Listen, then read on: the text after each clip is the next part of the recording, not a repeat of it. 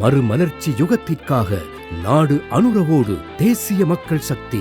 அனைத்து விதமான பிரச்சனைகளுக்கும் 11 நாட்களில் தீர்வு காண ஸ்ரீ மாரியம்மன் ஜோதிட நிலையம். தொடர்புகளுக்கு 0091 990 816 585 6. வணக்கம், இது ஐபிசி தமிழின் இன்றைய முக்கிய செய்திகள். முதலில் தலைப்புச் செய்திகள். கொழும்பு தேசிய நூலகத்தில் பதட்டம், ஜேவிபி ஆதரவாளர்கள் மீது குற்றச்சாட்டு. விதிக்கப்பட்டுள்ள புதிய தடை, தேர்தல் ஆணைக்குழு மக்களுக்கு விடுத்துள்ள அறிவிப்பு. கெஹலியவிற்கு கொழும்பு மேல் நீதிமன்றம் விடுத்துள்ள புதிய உத்தரவு. உத்தியோகபூர்வ தேர்தல் முடிவுகளை அறிவிப்பதில் ஊடகங்களுக்கு ஏற்படவுள்ள சிக்கல். ஆசியாவின் அபிவிருத்தி அடைந்த நாடாக இலங்கை, நாமல் ராஜபக்ச ஆணித்தரம். ஜாழ்ப்பாணம் கொழும்பு தொடருந்து சேவை வெளியான முக்கிய அறிவிப்பு. புதிய கருத்து கணிப்பின் பிரகாரம் முன்னணி வகிக்கும் ஜனாதிபதி வேட்பாளர். தமிழ் பொது வேட்பாளருக்கு ஆதரவு. மட்டக்களப்பிலிருந்து வெளியான அறிவிப்பு. தொடர்பான விரிவான செய்திகள். தேசப்பற்றுள்ள தேசிய முன்னணி அமைப்பினால் நடாத்தப்பட்ட கூட்டம் ஒன்றுக்கு ஜேவிபி ஆதரவாளர்களால் தாக்குதல் நடாத்தப்பட்டுள்ளதாக குற்றம் சுமத்தப்பட்டுள்ளது. மக்கள் விடுதலை முன்னணி தலைமையிலான தேசிய மக்கள் சக்தியின் குழுவினரே இந்த தாக்குதலை நடாத்தியதாக குறித்த அமைப்பின் தேசிய உறுப்பினரான சட்டத்தரணி பல்லந்துடாவ தெரிவித்துள்ளார். தேசப்பற்றுள்ள தேசிய முன்னணியின் ஏற்பாட்டில் பொதுக்கூட்டம் ஒன்று நேற்று கொழும்பில் உள்ள தேசிய நூலகம் மற்றும் ஆவணச் சேவைகள் சபை கேட்போர் கூடத்தில் இடம்பெற்றிருந்தது. இந்த கூட்டத்தில் ஜேவிபி தொடர்பில் கருத்துக்கள் வெளியிடப்பட்டமையை தொடர்ந்து அங்கு பதற்றமான சூழ்நிலை ஒன்று உருவாகி சிலரால் தடிகளை கொண்டு தாக்குதல் நடாத்தப்பட்டுள்ளன. இந்நிலையில் தாக்குதலை நடாத்தியது மக்கள் விடுதலை முன்னணி தலைமையிலான தேசிய மக்கள் சக்தியின் குழுவே என தேசப்பிரேமி ஜாதிக பிரமுன அமைப்பு தெரிவித்துள்ளது. மேலும் இந்த சம்பவத்தில் ஒருவர் காயமடைந்துள்ளதுடன் தாக்குதலை நடாத்திய குழுவினர் மோட்டார் சைக்கிள்களில் தப்பிச் சென்றுள்ளதாகவும் தெரிவிக்கப்பட்டுள்ளது. ஜனாதிபதி தேர்தலின் போது வாக்களிப்பு நிலையங்களுக்கு கையடக்க தொலைபேசிகளை எடுத்துச் செல்வது முற்றாக தடை செய்யப்பட்டிருப்பதாக தேர்தல்கள் ஆணைக்குழு தெரிவித்துள்ளது.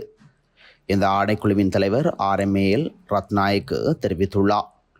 கைபேசியை எடுத்துச் செல்ல ஏற்கனவே இருக்கின்ற தடைகளை இறுக்கமாக கடைபிடிக்க தீர்மானிக்கப்பட்டிருப்பதாக அவர் தெரிவித்துள்ளார்.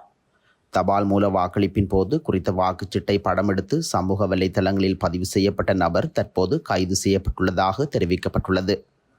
இந்நிலையிலேயே வாக்களிப்பு நிலையங்களுக்கு கையடக்க தொலைபேசிகளை எடுத்துச் செல்வது முற்றாக தடை விதிக்கப்பட்டுள்ளது. பிணையில் விடுவிக்கப்பட்டுள்ள முன்னாள் சுகாதார அமைச்சர் கெஹலிய ரம்புக்வெல சிறைச்சாலை அதிகாரிகளால் நேற்று கொழும்பு மேல் நீதிமன்றத்தில் முன்னிலைப்படுத்தப்பட்டுள்ளார். கெஹலிய ரம்புக்வெல உள்ளிட்ட மூவருக்கு மாளிகாகந்த நீதவான் நீதிமன்றம் நேற்று பிணை வழங்கி உத்தரவிட்டிருந்தது. இந்நிலையில் கெஹலிய ரம்புக்வெலவுக்கு எதிராக லஞ்ச ஊழல் ஆணைக்குழுவினால் தாக்கல் செய்யப்பட்ட 2 வழக்குகள் தொடர்பில் அவர் நேற்று நீதிமன்றத்தில் முன்னிலைப்படுத்தப்பட்டுள்ளார். இதனை அடுத்து கெஹலிய ரம்புக்வெலவை எதிர்வரும் அக்டோபர் மாதம் 3ஆம் தேதி மற்றும் 25ஆம் தேதிகளில் மேல் நீதிமன்றத்தில் முன்னிலையாகுமாறு உத்தரவிடப்பட்டுள்ளமை குறிப்பிடத்தக்கது.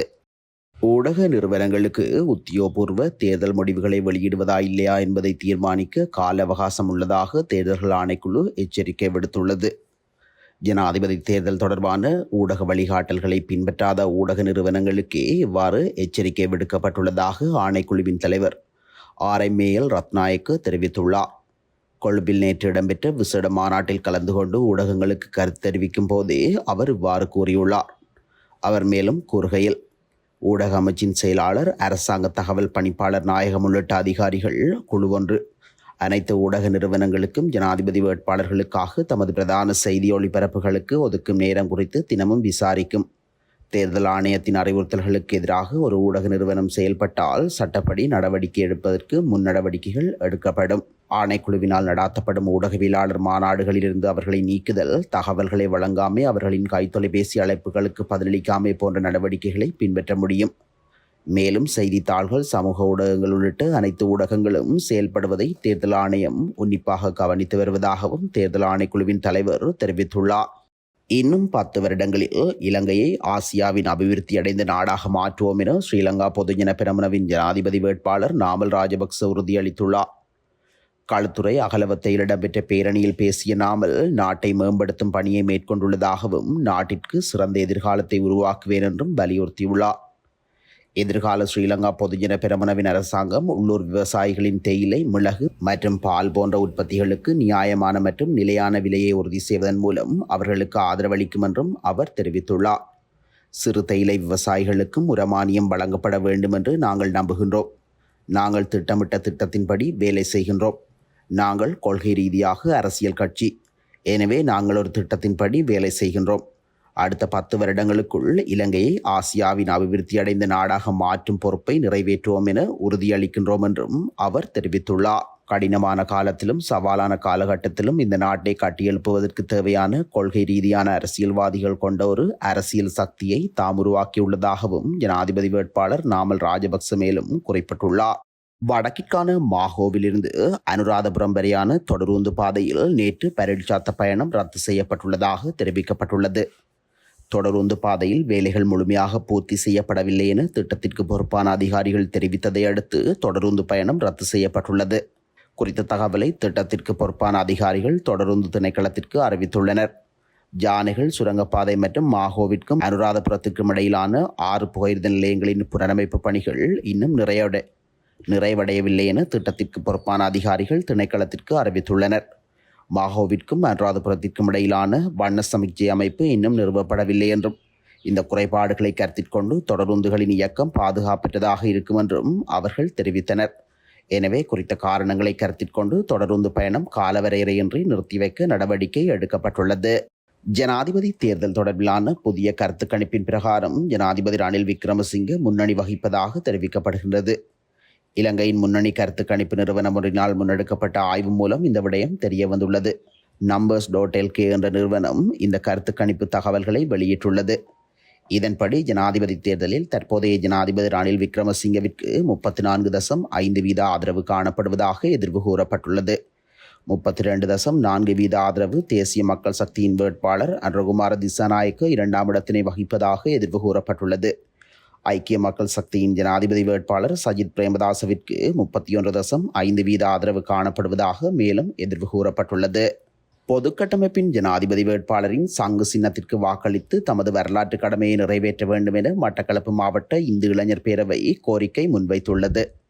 நடைபெறவுள்ள ஜனாதிபதி தேர்தல் தொடர்பாக மட்டக்களப்பு மாவட்ட இந்து இளைஞர் பேரவையின் பொருளாளர் நா. புவனேந்திரன் நேற்று வியாழக்கிழமை வெளியிட்டுள்ள ஊடக அறிக்கையில் இந்த விடயத்தை தெரிவித்துள்ளார். வடக்கு கிழக்கு மாகாணங்களைச் சேர்ந்த தமிழ் மக்களிடையே இன்று ஒரு மறுமலர்ச்சி பரிணமித்திருக்கின்றது. உலக அரங்குகளில் நமது குரல் ஓங்கியொலிக்கு நாம் ஒரு பலமான மக்கள் கூட்டம் என்ற உண்மையை நிலைநிறுத்துவது அவசியம். ஈழத்தமிழர்கள் கடந்த 15 ஆண்டுகளாக அரசியல் அனாதைகளாக அலைந்து திரிகின்றார்கள். நாம் நம்பிய அனைவருமே தேர்தல்களின் பின்னர் எம்மை ஏமாற்றியே வருகின்றார்கள். தேர்தலில் வாக்குறுதி கொடுத்த யாருமே அதன் பின்னர் எம்மை மதித்ததில்லை. இம்முறை எமக்கு ஒரு புதிய தெம்பு பிறந்துள்ளது. வெற்றி பெறப்போவதில்லை என தெரிந்து கொண்டே நாம் ஒரு வேட்பாளருக்கு வாக்களிக்கப் போகின்றோம். நாம் நம்பிய அனைவரும் எம்மை கைவிட்ட போதும் நாம் எமது உரிமைகளுக்காக போராட்டத்தை கைவிடவில்லை என்பதையும் அவர் சுட்டிக்காட்டியுள்ளார். இத்துடன் இன்றைய முக்கிய செய்திகள் நிறைவடைகின்றன. தொடர்ந்தும் செய்திகளை அறிந்து கொள்ள IBC தமிழ் நியூஸ் என்ற எமது யூடியூப் பக்கத்தினூடாக இணைந்திருங்கள். நன்றி.